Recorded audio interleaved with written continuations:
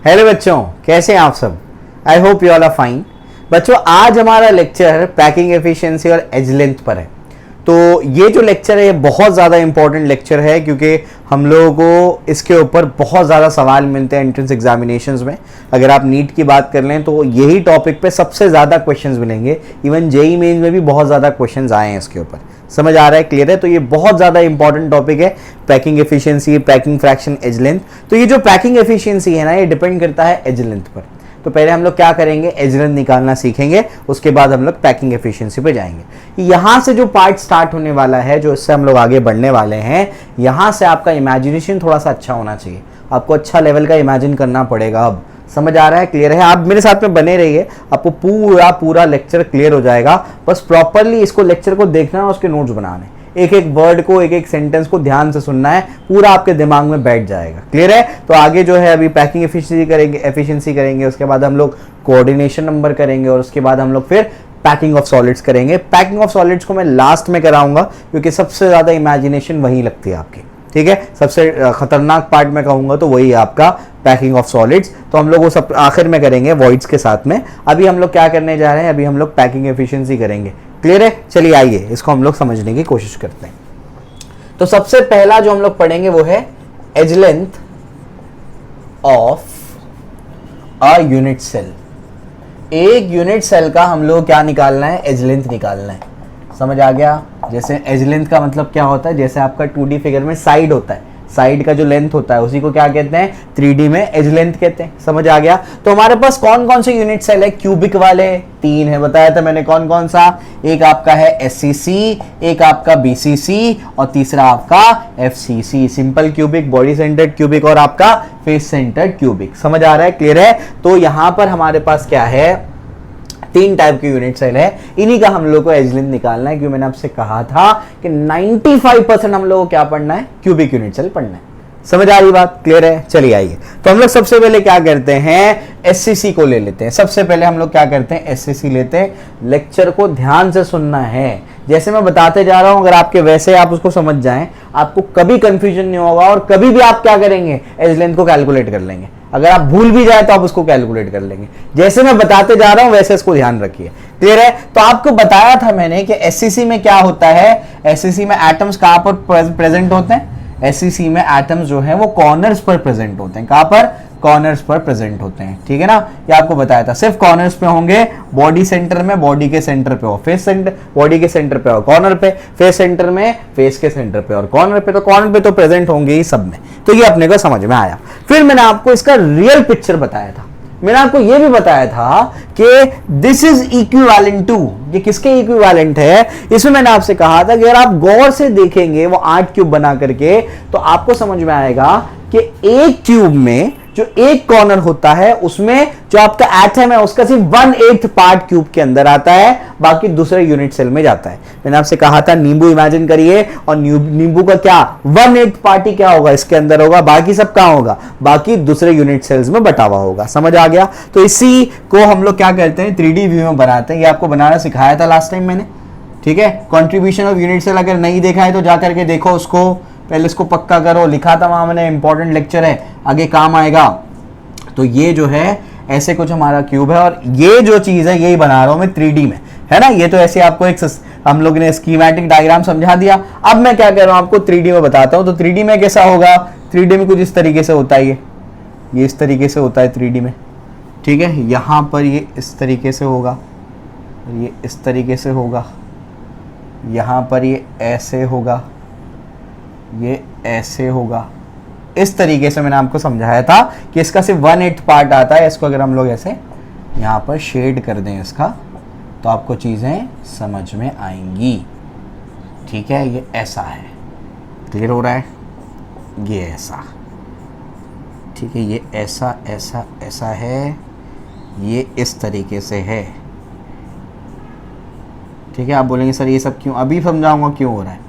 अभी तुम लोगों को बहुत इजी हो जाएगा ये एज लेंथ निकालना, और एज लेंथ अगर इजीली आ जाएगा तो बाकी चीज़ें भी बहुत आराम से तुम लोग निकाल लोगे। समझ आ रहा है, क्लियर है। चलो भाई, तो ऐसे इसकी शेडिंग कर दी मैंने, तो आपको अब समझ में आ रहा होगा कि बेसिकली सिर्फ 1/8 पार्ट ही क्या होता है, कॉर्नर से यूनिट सेल के अंदर होता है, बाकी दूसरे यूनिट सेल्स में बटा हुआ होगा, है ना। ऐसे यहाँ पर बहुत सारे यूनिट सेल्स होंगे, मैंने तो एक यूनिट सेल को बाहर निकाला है, ठीक है।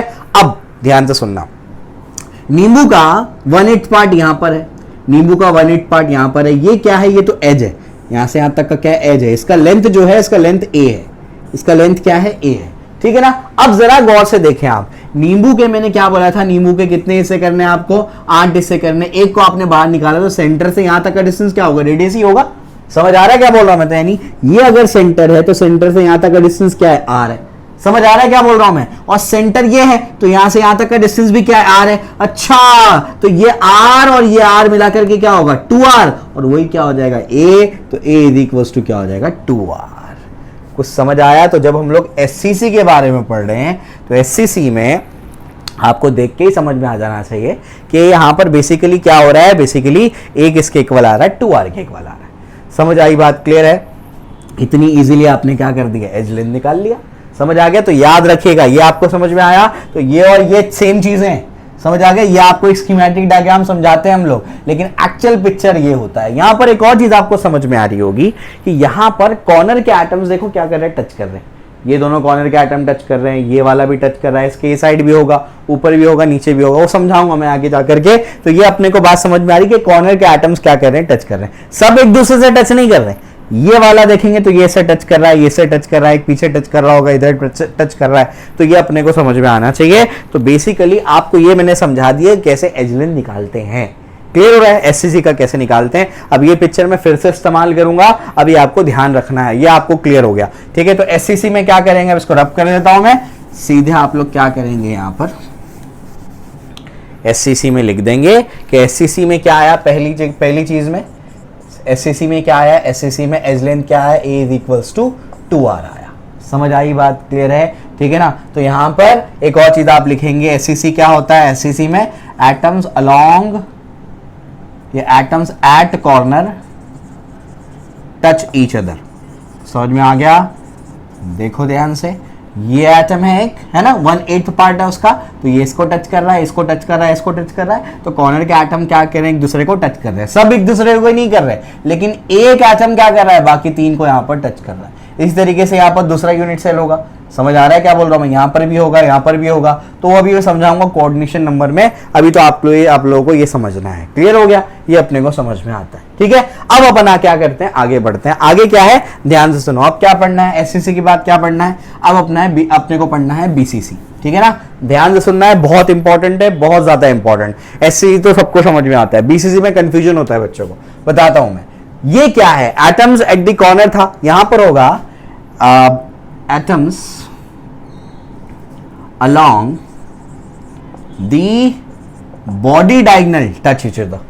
ये क्या होता है कि बॉडी डायगोनल के अलोंग जो एटम्स होते हैं वो एक दूसरे को टच करते हैं। बीसीसी में क्या होता है मैं आपको जरा समझाता हूं। अब बीसीसी में क्या है, ये तो एससीसी का स्ट्रक्चर है, सिर्फ कॉर्नर्स पे क्या है, एटम्स आपके प्रेजेंट है। बीसीसी में क्या होता है, कॉर्नर पे तो प्रेजेंट होते हैं, साथ साथ में बॉडी के सेंटर पे है। तो ध्यान रखो, अब मैं क्या बोल रहा हूं, ध्यान से सुनो। अभी मैं क्या कर रहा हूं, एक बड़ा सा नींबू ले लेता हूं।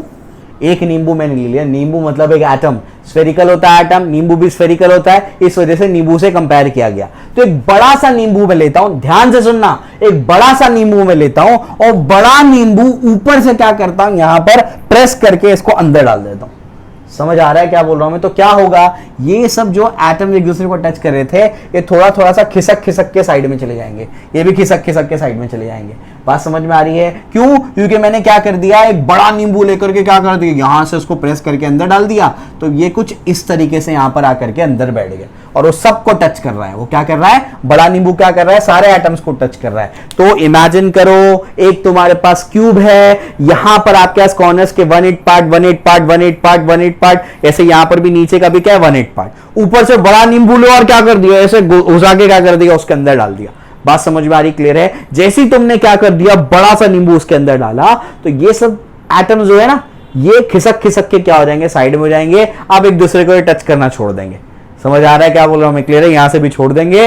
अब जो सेंटर में बड़ा वाला है ना, बॉडी सेंटर वाला एटम, वो क्या करेगा, वो आंटों को टच करेगा। समझ आ रहा है क्या बोल रहा हूं मैं, कि बॉडी सेंटर वाला क्या करेगा, वो आंटों को टच करेगा, क्योंकि वो अपने आप में क्या हो चुके हैं, खिसक खिसक के क्या हो चुके हैं, दूर दूर हो चुके हैं। समझ आ रही बात, क्लियर है। तो अब आपको ऐसे इमेजिन करना है कि हो क्या रहा है, ये आपको अब समझ में आ गया होगा कि बीसीसी मैंने आपको क्या बताया है, क्लियर है। अब जो है ये भी आप लोग नोट कर लीजिएगा, इसको हम लोग अभी रब कर देते हैं, ठीक है। ये आपको समझ में आ गया होगा कि अभी मैंने क्या कर दिया है, यहाँ पर अंदर एक एटम को डाल दिया है। तो अंदर एटम डालने की वजह से क्या हो गया, वो खिसक खिसक के क्या हो गए, वो थोड़े थोड़े दूर दूर हो गए हैं, ठीक है। तो अब थोड़ा सा पिक्चर अगर हम लोग इमेजिन करने की कोशिश करें, ठीक है, तो उसमें क्या होगा, अब उसमें क्या होगा, उसमें आप सोचिए कि क्या होता होगा कि यहाँ पर एक बड़ा सा क्या होगा, आपका पूरा पूरा एटम होगा, यानी पूरा नींबू यहाँ बैठा हुआ है, समझ आ गया। उसके बाद एक ऐसा यहाँ पर है ना, इसको टच कर रहा होगा, और ऐसा एक यहाँ पर इसको टच कर रहा होगा। आप बोलेंगे सर हर जगह टच कर रहा है, हर जगह टच कर रहा है, लेकिन मुझे भी कैलकुलेशन पर्पस के लिए एक डायगोनल बताना है, समझ आ गया। तो एक डायगोनल बताने के लिए मैं आपको बता रहा हूँ, हर जगह से टच कर रहा है, यहाँ से यहाँ से यहाँ से यहाँ से, समझ आया, क्लियर है। आई होप आपको क्लियर होगा ये मैं क्या बोल रहा हूँ। तो ये कॉर्नर से ये कॉर्नर को भी अपन मिला देंगे, जैसे अपन इसको मिला देंगे तो अपने कुछ ऐसे कुछ मिलने वाला है। तो ये डिस्टेंस कितना है, ये तो बॉडी डायगोनल है, बॉडी डायगोनल का डिस्टेंस आपको निकालना सिखाया था मैंने, कितना होता है वो, √3a होता है, मैंने आपको स्टार्टिंग के लेक्चर्स में ही बताया था। अब देखो काम आ रहा है आपको ये, ठीक है ना। तो ये होता है √3a, तो ये पूरा √3a है। अब जरा सोचो आप, ये सेंटर है या ये पेरीफेरी है, तो यहां से यहां तक का जो डिस्टेंस होगा वो तो r होगा, है ना। ये और ये टोटल डायमीटर है, तो ये क्या होगा, 2r इसका डिस्टेंस होगा, और ये क्या होगा, r होगा। तो बताओ टोटल कितना, r + 2r + r मिलाकर कितना होगा, 4r। तो √3a r किसके इक्वल होगा, 4r के इक्वल।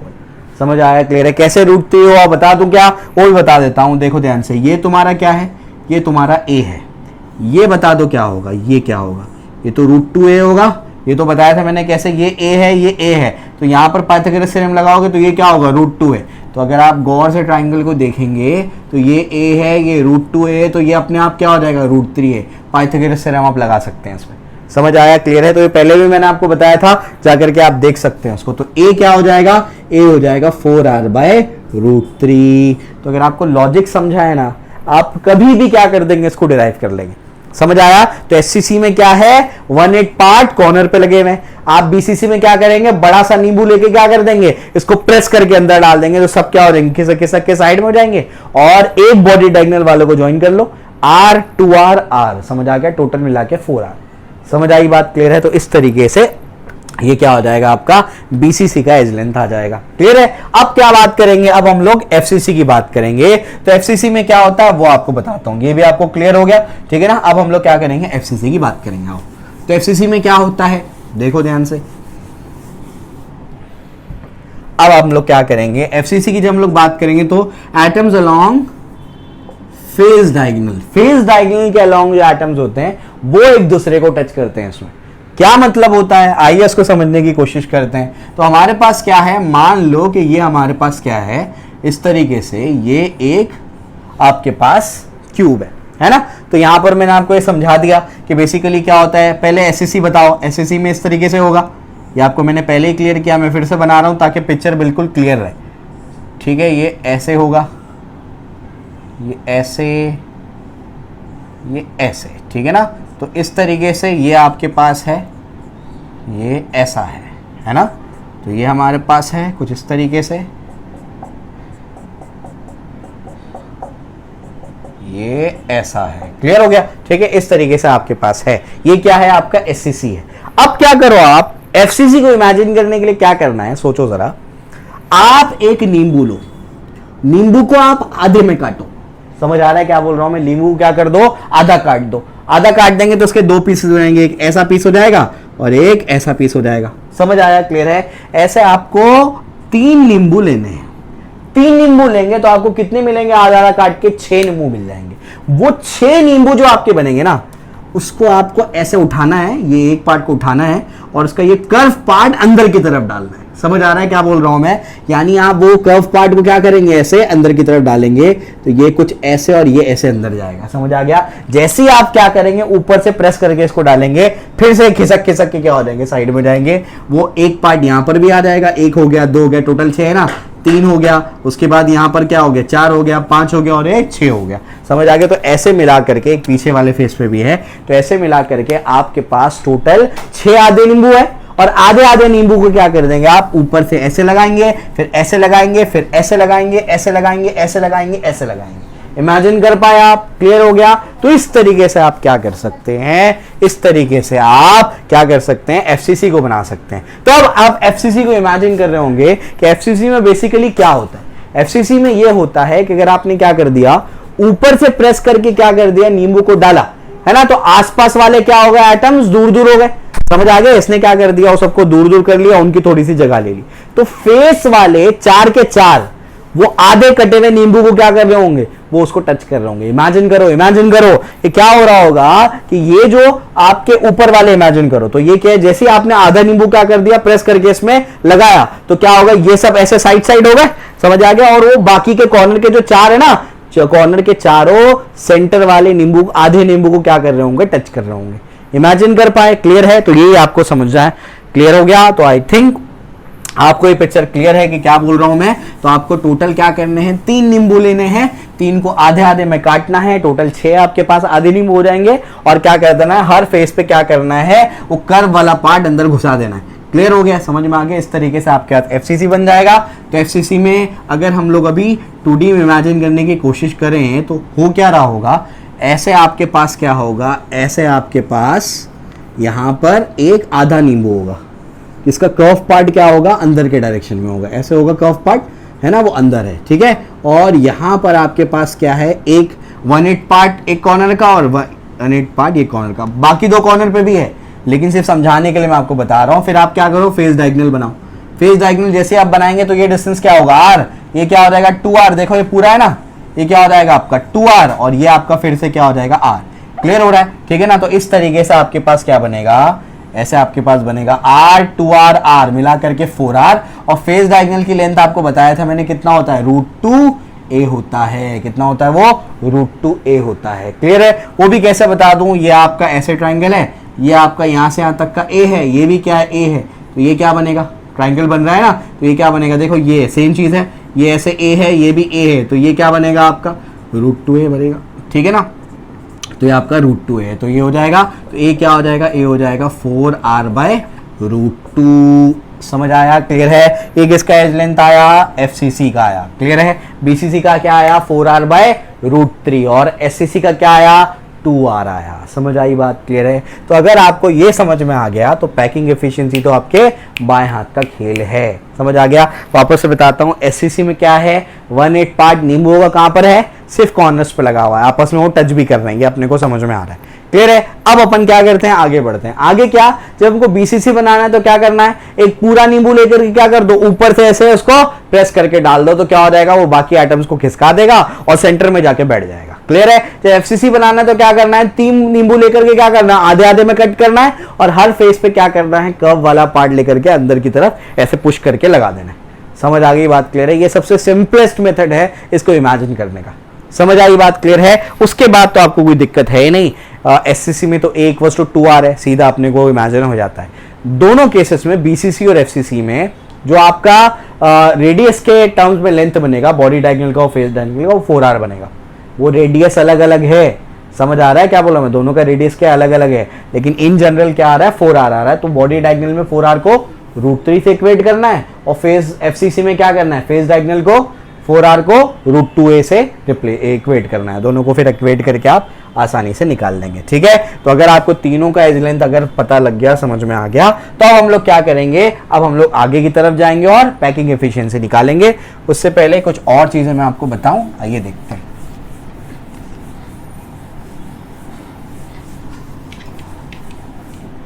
अब जो है ये समझने की कोशिश करिए कि आपको क्या करना है। आपको अब मैं कहता हूं कि एक आपके पास क्यूब है, उस क्यूब का लेंथ जो है x है, क्यूब है मतलब हर एज क्या होगा, सेम लेंथ का होगा। इसका वॉल्यूम निकाल करके बताओ। तो वॉल्यूम का फॉर्मूला क्या होता है, वॉल्यूम का फॉर्मूला होता है h क्यूब। वॉल्यूम का फॉर्मूला क्या होता है, h क्यूब। तो ये क्या आपका h क्या हो जाएगा, ये x क्यूब। समझ आ रहा है? क्लियर है। तो अगर आपको वॉल्यूम ऑफ अ क्यूब निकालना है, तो उसका फॉर्मूला क्या है, एज क्यूब उसका फॉर्मूला है, ठीक है ना। तो आपके पास ऐसे 3 क्यूब्स हैं, कौन कौन सा, एससीसी, बीसीसी, एफसीसी, तीनों क्यूब्स का आपको वॉल्यूम निकालना है। समझ आ रहा है, ठीक है ना। चलो क्वेश्चन ले लो, calculate the volume of SCC, BCC and FCC unit cell. समझ आ रहा है क्या होगा, एससीसी, बीसीसी और एफसीसी यूनिट सेल का आपको क्या करना है, आपको इनका वॉल्यूम निकालना है। कैसे निकालोगे, आओ समझने की कोशिश करते हैं। तो अगर हम लोग क्या करना है, वॉल्यूम ऑफ एससीसी निकालना है, एससीसी का वॉल्यूम निकालना है, तो उसके एज का क्यूब लेना पड़ेगा, एज क्यूब लेना पड़ेगा। समझ आ गया, एज का लेंथ देख लो। अब एससीसी में एज लेंथ क्या होता है, एससीसी का एज लेंथ आपको बताया मैंने, ए इक्वल्स टू क्या होता है 2r। बीसीसी में एज लेंथ क्या होता है, ए इज इक्वल्स टू क्या होता है 4r/√3। और एफसीसी में क्या होता है, a is equals to 4r divide by √2। समझ आ गया। तो यहां पर अपने को क्या करना पड़ेगा, h का क्यूब। तो वॉल्यूम ऑफ एससीसी क्या होगा, h का क्यूब, एससीसी का क्या है, h क्या है 2r, तो 2r द होल क्यूब, यानी क्या होगा 8r क्यूब। समझ आई बात, क्लियर है। तो वॉल्यूम ऑफ एससीसी आ गया।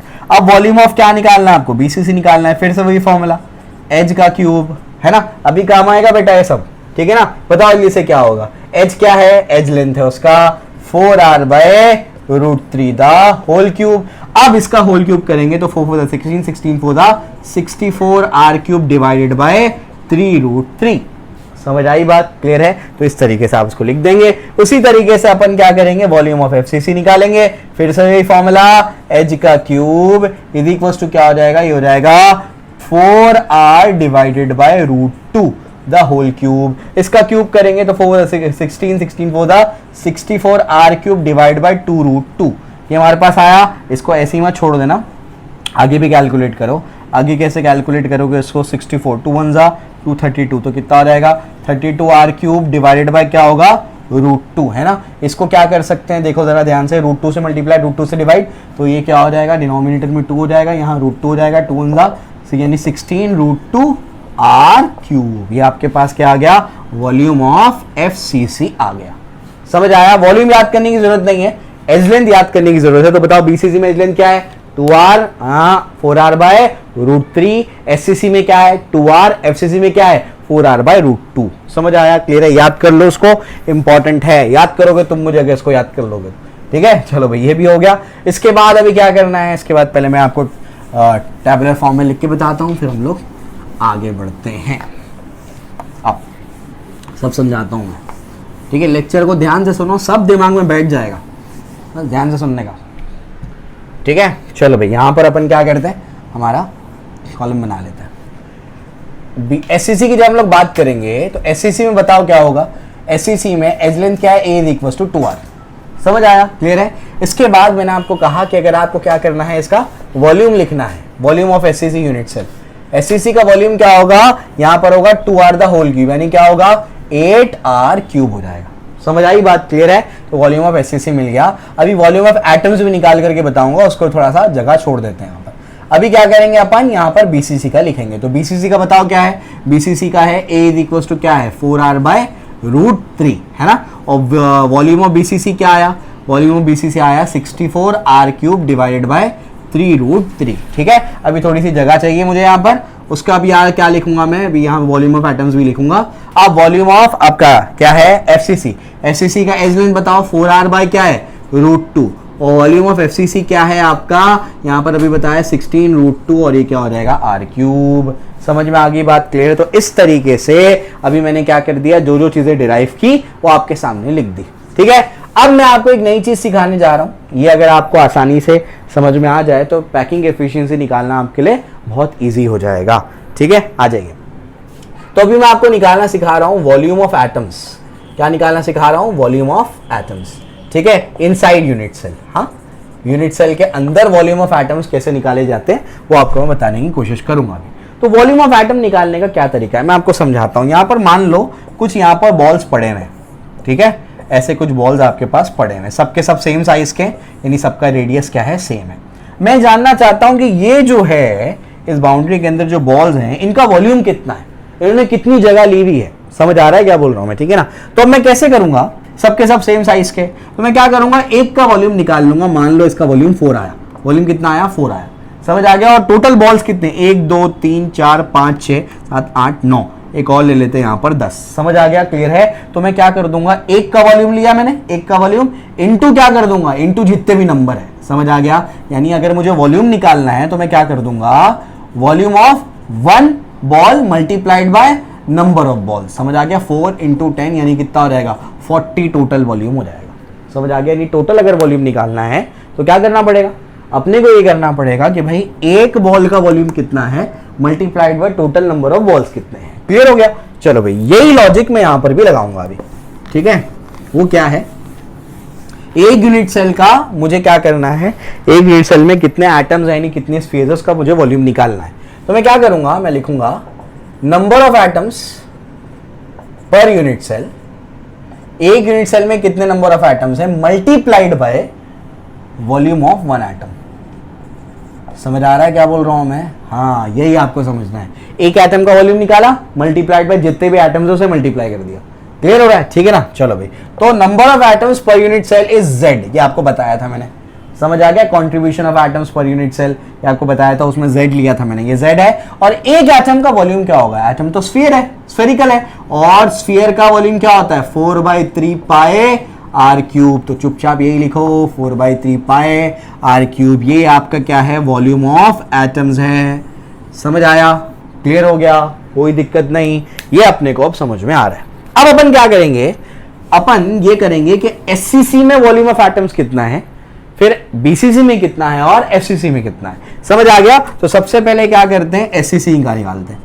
एससीसी में वॉल्यूम ऑफ एटम्स बताओ जल्दी से कितना आएगा, वॉल्यूम ऑफ एटम्स जल्दी बोलो। तो क्या करना पड़ेगा, फॉर्मूला क्या है, Z into 4/3 pi r cube, number of atom per unit cell. SCC में कितने एटम होते हैं, सब मिला करके 1, बीसीसी में 2 और एफसीसी में 4। याद है ना, एससीसी में कैसे 1 होगा, 18 18 18 18 18 18 18 18, यानी टोटल मिला करके एक एटम बनेगा, बताया था मैंने, ठीक है, याद कर लो उसको।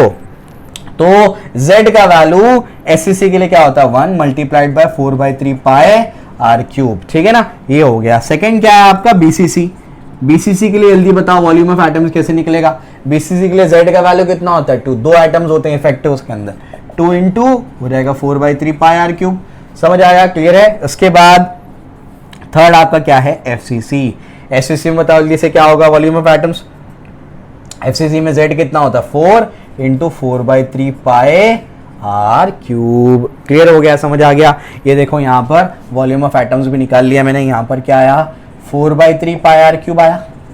यहाँ पर वॉल्यूम ऑफ एटम्स क्या आया, बीसीसी में, है ना, ये इधर हो गया। बीसीसी में बताओ कितना है, बीसीसी में आया 8/3 पाई आर क्यूब। समझ आ गया, ये भी हो गया। और एफसीसी में कितना आया volume of atoms, 16/3 pi r cube. समझ आ गया, क्लियर है। तो इस तरीके से मैंने तीनों निकाल करके आपको दे दिया, ठीक है ना। अब हम लोग क्या करेंगे, अब हम लोग पैकिंग एफिशिएंसी पे आएंगे। ये जिस ढंग से मैं आपको पढ़ा रहा हूं, अगर आपने इसको प्रॉपरली फॉलो किया, आप कभी गलती नहीं करेंगे पैकिंग एफिशिएंसी के सवालों में। समझ आ रहा है, ठीक है। स्टैंडर्ड रिजल्ट है, सब आपको याद करना है, कैसे निकालना है वो सब आपको समझा दिया मैंने। क्लियर हो गया, चलो भाई आ जाओ। तो ये अपने को समझ में आता है। अब अपन क्या करेंगे, आगे बढ़ेंगे। आ जाओ आगे बढ़ते हैं, आगे देखते हैं इसमें क्या है। देखो ध्यान से, अब यहां पर क्या है समझने की कोशिश करो। अब मैं आपको नई चीज समझाने जा रहा हूं जो एक्चुअल हमारा मुद्दा है, पैकिंग एफिशिएंसी। पैकिंग एफिशिएंसी क्या है, आप क्या करो, एक कंटेनर ले लो, एक कंटेनर ले लो, उस कंटेनर में क्या करो, आप है ना टेनिस बॉल्स को डाल दो। टेनिस बॉल्स डाल दिया आपने टेनिस बॉल्स भर दिए इसके अंदर, ठीक है ना। अगर आप कहीं पर स्पोर्ट्स की दुकान पे जाओगे तो उसमें ऐसा एक सिलेंडर होता है, उसके अंदर वो लोग क्या करते हैं, टेनिस बॉल्स को भर करके रखते हैं, है ना। टेनिस बॉल्स ऐसे भरे हुए होते हैं उसके अंदर। तो अगर आपसे मैं पूछूं कि वो सिलेंडर जो होता है या फिर ये हमारा जो कंटेनर है, इसकी पूरी स्पेस ऑक्यूपाइड है क्या, तो आप बोलेंगे नहीं सर, पूरी स्पेस ऑक्यूपाइड नहीं है। क्यों ऑक्यूपाइड नहीं है, अरे ये स्फेरिकल है तो पूरी स्पेस तो ऑक्यूपाई कर नहीं सकता, कहीं ना कहीं क्या हो जाएगा, गैप रह जाएगा। क्लियर हो रहा है, बात समझ में आ रही है। यहां पर भी देखो क्या हो गए, गैप्स रह गए। समझ में आ रही बात, क्लियर है। अच्छा, तो एटम्स भी कैसे होते हैं, स्फेरिकल होते हैं।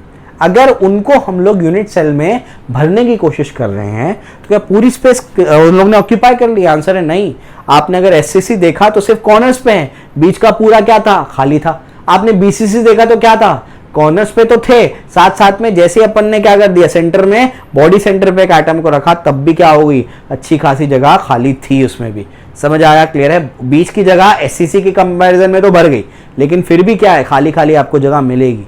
समझ आ गया? एफसीसी में क्या हो गया, 6 आधे कटे नींबू अपन ने लगा दिए, तो वहां पर तो जगह भरी, लेकिन फिर भी पूरी तरीके से नहीं भरी। समझ आ रहा है क्या बोल रहा हूं मैं? क्लियर है? तो पैकिंग एफिशिएंसी आपको यही समझाता है कि भाई हम क्या करेंगे, हम किसी यूनिट सेल में जब एटम को रखेंगे तो यूनिट सेल किस हिसाब से भरा हुआ है, उसने कितनी जगह ऑक्यूपाई कर ली है। जितना ज्यादा स्पेस ऑक्यूपाई करेगा उतना अच्छा स्ट्रक्चर, उतनी अच्छी पैकिंग एफिशिएंसी होगी उसकी, उतना अच्छा पैक्ड होगा वो, और जितना अच्छा पैक्ड होगा उतना हम लोग बोलेंगे उतना अच्छा सॉलिड है। समझ आ रहा है क्या बोल रहा हूं मैं? क्लियर है? तो याद रखने का कि पैकिंग एफिशिएंसी जो हमारी है ये आपको बताएगी कि कितना परसेंटेज स्पेस ऑक्यूपाई किया है एटम ने। समझ आया? क्लियर है? ये आपको समझाता है पैकिंग एफिशिएंसी। ठीक है? क्लियर हो गया? तो जब हम लोग यूनिट सेल में भी क्या करेंगे, एटम्स को भरेंगे, तो पूरा स्पेस ऑक्यूपाई नहीं करता है वो, कुछ ना कुछ क्या करता है, जगह छोड़ देता है। तो हम यही पता करना चाहते हैं कि कितनी जगह भरी हुई है और कितनी जगह खाली है, उसको परसेंटेज में कैलकुलेट करेंगे। नहीं परसेंटेज में कैलकुलेट करेंगे तो उसको फ्रैक्शन बोलेंगे। अभी समझाता हूं मैं क्या है वो। तो पैकिंग एफिशिएंसी का बच्चों ये है सिंबल ईटा। क्या ये? ईटा। ठीक है? तो ईटा कैलकुलेट करने का फॉर्मूला क्या है? ईटा कैलकुलेट करने का फॉर्मूला है volume of atoms divided by volume of unit cell. समझ आ रहा है? Volume of atom divide by volume of unit cell into 100। तो ये आपका क्या है? पैकिंग एफिशिएंसी है। इसको क्या बोलेंगे? इसको बोलेंगे पैकिंग एफिशिएंसी। लेकिन अगर आप 100 से मल्टीप्लाई नहीं करते हैं, उसको फ्रैक्शन में आप पॉइंट में रहने देते हैं, तो आप बोलोगे कि packing fraction is equals to volume of atoms divide by volume of unit cell. आपने उसको परसेंटेज में कन्वर्ट नहीं किया तो उसका नाम बन जाएगा पैकिंग फ्रैक्शन। समझ आ गया? तो कभी कभी ये भी इस्तेमाल करता है, तो घबराने का नहीं, बहुत आसान है। परसेंटेज में कन्वर्ट करो तो पैकिंग एफिशिएंसी, नहीं करो तो पैकिंग फ्रैक्शन। समझ आया? क्लियर है? फॉर्मूला याद कर लो, volume of atoms divide by volume of unit cell. समझ आ रहा है? क्लियर है? तो ये चीज आपको याद रखनी है। अब ये बहुत इंपॉर्टेंट है, अगर आपको ये समझ में आ गया है तो आपके बाएं हाथ का खेल है पैकिंग एफिशिएंसी सबका निकाल लेना। ठीक है? चलो भाई, तो याद कर लो, फॉर्मूला बहुत इंपॉर्टेंट है, volume of atoms divide by volume of unit cell into 100। ठीक है? चलो भाई आ जाओ। बुक में जो फॉर्मूला दिया है उसका मतलब यही है, तो सिंपल करके आपको समझाया है मैंने वो। ठीक है? क्लियर है? आ जाओ। तो यहां पर जो हमारा है उसको समझने की कोशिश करो कि अभी अपने को क्या करना है। पैकिंग एफिशिएंसी क्वेश्चन के फॉर्म में ले लेते हैं। आइए, calculate packing efficiency of SCC, BCC and FCC unit cell. तीनों का अपने को क्या करना है, अभी पैकिंग एफिशिएंसी कैलकुलेट करना है। तो सबसे पहला क्या है? सबसे पहला एससीसी है, उसका हम लोग पैकिंग एफिशिएंसी निकालते हैं ईटा। फॉर्मूला क्या बताओ? Volume of atoms divide by volume of unit cell into 100। यही फॉर्मूला है ना? चलो भाई, वॉल्यूम ऑफ एटम्स क्या है? वो है 4/3 pi r cube divide by volume of unit cell क्या है? देखो, एससीसी का यूनिट सेल का वॉल्यूम क्या है? 8 आर क्यूब इंटू क्या है? 100। कुछ समझ आ रहा है? ऐसे निकालते हैं इसको। समझ आई बात? क्लियर है? तो बस ये इसलिए निकाला था मैंने, ताकि आप लोग क्या करो, आसानी से कैलकुलेट कर लो। अब आर क्यूब तो खत्म हो जाएगा, तो बताओ क्या बचेगा? इसको याद करना है, बाय हार्ट करना है, सीधा पूरा कैलकुलेट नहीं करना है। जहां तक मैक्सिमम हो सकता है वो करके बता देता हूं मैं। 4 1 जा 4 2 जा, तो क्या हो जाएगा? हो जाएगा π/6 इंटू 100।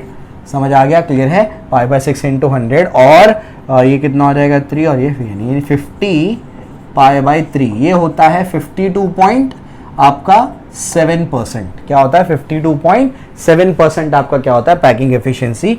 तो ईटा क्या आया? 52.7% आया। क्लियर हो रहा है?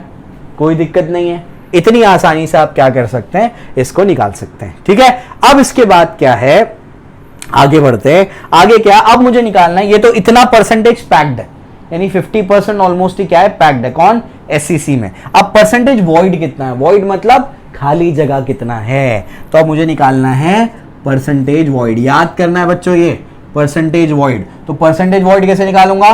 परसेंटेज तो 100 में से ही होता है। 100 - 52.7 यानी लगभग 47.7 3%, ये क्या हुआ आपका परसेंटेज वॉइड आ गया।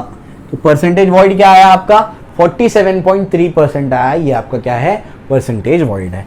क्लियर हो गया, ठीक है ना। तो इस तरीके से आप क्या करेंगे, पैकिंग एफिशिएंसी, परसेंटेज वॉइड। अगर आपको कोई पूछेगा पैकिंग फ्रैक्शन कितना है बताओ, पैकिंग फ्रैक्शन बताओ जल्दी से कितना होगा, पैकिंग फ्रैक्शन होगा 0.527, इतना भी मत जाओ 0.52, ये आपका पैकिंग फ्रैक्शन है। समझ आया, क्लियर है। तो इस तरीके से इसको आप निकाल सकते हैं, इतना आसान है ये, ठीक है। एससीसी का निकाल लिया, ठीक है ना। इसको यहां पर लिख देते हैं, कितना है आपका ईटा, कितना आया, ईटा इज 52.7% आया, ठीक है, क्लियर है। चलिए आगे बढ़ते हैं। अब सेकंड का निकालना है, किसका निकालना है, बीसीसी का निकालना है। तो आइए बीसीसी का निकालते हैं। अब बीसीसी का क्या होगा देखते हैं, ठीक है। चलिए बीसीसी का क्या होगा, बीसीसी का होगा आपका वॉल्यूम ऑफ एटम। बताओ वॉल्यूम ऑफ एटम क्या है, volume of atom is 8/3 pi r cube divide by volume of unit cell. Unit cell का वॉल्यूम कितना आया, बीसीसी का यूनिट सेल ये है, तो ये कितना है 64 आर क्यूब डिवाइड बाय 3√3, ठीक है ना। तो ये तो कट जाएंगे, आर क्यूब तो पहले ही काटो। उसके बाद क्या होगा बताओ, उसके बाद ये होगा तुम्हारा, ये 3 और 3 भी कटे, 8 1 जा 8, 8 जा 64, तो क्या बचेगा, बचेगा तुम्हारे पास पाए। उसके बाद डिनोमिनेटर में क्या है, डिनोमिनेटर में यहाँ पर 1 है, उसके बाद यहाँ पर क्या है 8 है, यहाँ पर क्या है √3 है, इंटू 100 भूलना नहीं, इंटू 100 भी है। तो बताओ क्या होगा, A/B/C/D, तो A/B इंटू D/C, यानी क्या बचेगा √3 पाई/8 इंटू 100। इसको कैंसिलेशन कर सकते हो, बताओ क्या होगा, जल्दी बोलो। 4 2 जा 8, और उसके बाद क्या होगा 4 2 जा 8, और कितना हो जाएगा 4 5 जा 20, 25 √3/2, इस तरीके से होगा। इसको कैलकुलेट करने के बाद आपके पास क्या आ जाएगा, इसको कैलकुलेट करने के बाद आपके पास आएगा 68%, ठीक है ना। याद करना है आपको डायरेक्टली, ये कितना आता है, ये आपका 68% आता है, ठीक है ना, क्लियर है। तो ये आप लोग अपने हिसाब से कर लेना कैलकुलेशन, ये आपको याद करना है कि कैलकुलेट करने के बाद क्या आएगा 68%। परसेंटेज वॉइड बताओ जल्दी, परसेंटेज वॉइड क्या होगा, 100 - 68 कितना हो जाएगा 32%। समझ आया, 32% हो गया। इसके बाद पैकिंग फ्रैक्शन बताओ जल्दी से, पैकिंग फ्रैक्शन 0.68, क्लियर हो रहा है। यहाँ पर भी ईटा लिखो, ईटा कितना आया 68% आ गया, बाकी उस हिसाब से आप कैलकुलेट कर सकते हो, ठीक है, क्लियर है। तीसरा बच गया, तीसरा कौन है आपका एफसीसी। आओ एफसीसी कैलकुलेट करते हैं, एफसीसी का पैकिंग एफिशिएंसी। तो एफसीसी का पैकिंग एफिशिएंसी कैसे निकालोगे, अरे बड़ा आसान है भाई, क्या होगा, ये होगा आपका ईटा। वॉल्यूम ऑफ एटम्स जल्दी बोलो, वॉल्यूम ऑफ एटम्स कितना है एफसीसी में, वॉल्यूम ऑफ एटम्स है 16/3 pi r cube divide by volume of unit cell कितना है, यूनिट सेल का वॉल्यूम 16√2 आर क्यूब इंटू क्या होगा 100, आर क्यूब कैंसिल, 16 कैंसिल, क्या बचेगा पाई/3√2 इंटू 100। इसको कैलकुलेट करने का 74% आता है, कितना आता है 74%, मतलब 74% एरिया क्या है, 74% वॉल्यूम क्या है पैक्ड है। यानी 100 में से अगर हम लोग क्या कर देंगे 100 का वॉल्यूम लेंगे तो उसमें 74 क्या है पैक्ड है, सिर्फ 26% ही क्या है अनपैक्ड। यानी सबसे अच्छा पैकिंग किस में हो रहा है, एफसीसी में हो रहा है। देखो परसेंटेज वॉइड कितना बचेगा, वॉइड यानी एम्प्टी स्पेसेस कितना होगा, 100 - 74 इज 26, सिर्फ 26% ही क्या होगा वॉइड होगा, यानी 74% क्या होगा पैक। समझ में भी आ रहा है, जितने कितने ज्यादा आइटम है उसके अंदर। देखो ना बताया था मैंने, कॉर्नर वाले हैं और क्या करने हैं, 3 नींबू को काट के क्या करना है 6 में बांटना है, और ऊपर से क्या कर देना, ऊपर से साइड से हर जगह से क्या करना है फेसेस पे लगा देना है। समझ आ रहा है, तो ज्यादा स्पेस ऑक्यूपाई हुआ, तो इसी वजह से, इसलिए मैंने कहा कि जैसे मैं आपको बता रहा हूं वैसे आप इमेजिन करो, आपके दिमाग में बैठ जाएगा बिल्कुल वो। क्लियर हो गया, चलो भाई ये भी अपने को समझ में आ गया परसेंटेज वॉइड। और जल्दी से पैकिंग फ्रैक्शन बताओ, पैकिंग फ्रैक्शन इज 0.74, यहाँ पर भी ईटा पुट कर देना, कितना होगा 74%। क्लियर हो गया, ठीक है ना। तो ये जो मैंने आपको पढ़ा है पूरा समराइज कर दिया यहाँ पर मैंने आज। क्लियर हो गया, ठीक है, चलो भाई तो ये भी अपने को समझ में आता है। फिर अपन अब ये तो पैकिंग एफिशिएंसी मैंने आपको निकाल करके दे दी, पैकिंग फ्रैक्शन निकाल करके दे दिया, सारे कैलकुलेशन समझा दिए। एक सवाल मैं आपको दे रहा हूं, वो आप घर से कैलकुलेट करेंगे और उसके आंसर्स जो है आप लोग कमेंट सेक्शन में पोस्ट करेंगे। समझ आ गया, क्लियर है। चलो भाई तो यहां पर अपन क्या करते हैं, एक सवाल ले लेते हैं और आज का लेक्चर एंड करते हैं।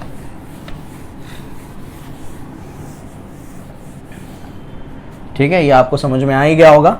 ठीक है, ईटा का फॉर्मूला भी याद कर लो, volume of atoms divide by volume of unit cell into 100। ठीक है, चलो भी सवाल देखो, ये आपके पास क्या है, कोई क्यूबिक यूनिट सेल है मान लो, मान लेते हैं कि हम लोग हाइपोथेटिकल बना रहे हैं, कॉर्नर्स पे एटम्स प्रेजेंट है, कॉर्नर्स पे प्रेजेंट है और एज के सेंटर पे भी प्रेजेंट है। कितने एजेस होते हैं? 12। तो 12 के 12 एजेस के सेंटर पे क्या है? आपके एटम्स प्रेजेंट है। समझ आ गया? क्लियर है? इसका आपको पैकिंग एफिशिएंसी निकाल करके देना है। क्लियर है? Packing efficiency, percentage, void, packing fraction, तीनों निकाल करके आप मुझे देंगे। क्लियर हो गया? समझ आ गया? तो ये आपको सॉल्व करना है और उसका आंसर कमेंट सेक्शन में पोस्ट करना है। ठीक है? कोई डाउट हो तो हमको बताएं और अपने दोस्तों के साथ में उसको शेयर करें ताकि हम ज़्यादा से ज़्यादा लोगों तक पहुंच पाएं। Okay, thank you.